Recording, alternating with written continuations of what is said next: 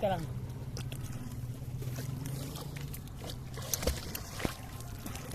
Ano yan? Ano? Baka yan ano yung ahas dagat. Hindi yan limango.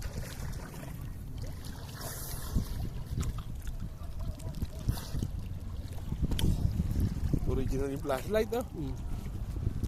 Oh?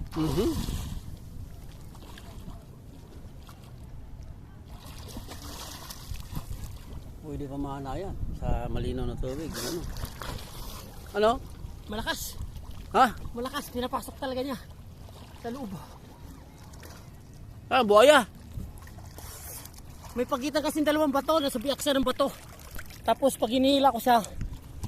Oh, malalim kasi. Pansayin mo na ilahin, kaya mo ng putol. Ha?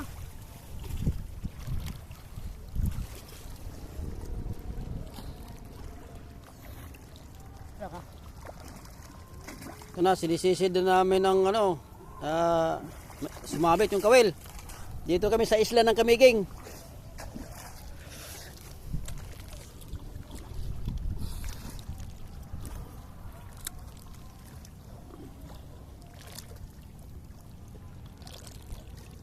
Ay, may lumulutan. Putulin mo na. Ha?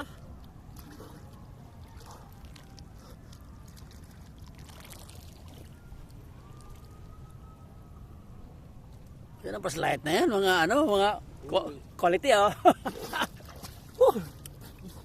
Pinakapasok sa akin.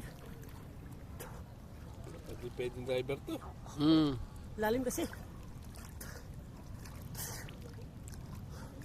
Oh, malalim dyan. Lalim, sobra. Malalim pala dyan.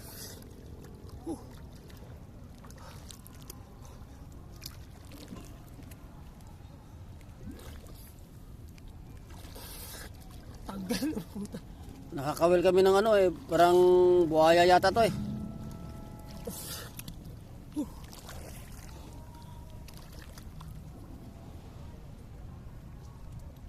Tignan mo, yung flashlight niya oh.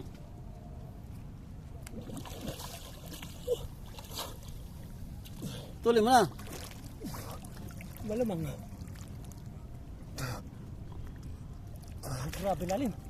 Kaya pala tumatalon dito yung bata. Putol na di ba? Hindi pa. Nasa pagitan talaga ng buong bot man.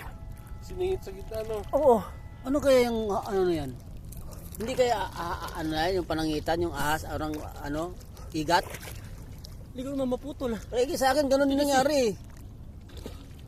Doon sa gitna yung kawil ko, pinasok rin sa gilid eh.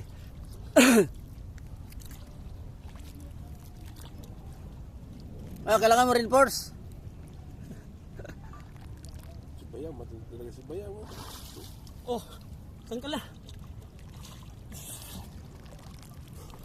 Puta, natanggal talaga ano. Wala, putol. Oh.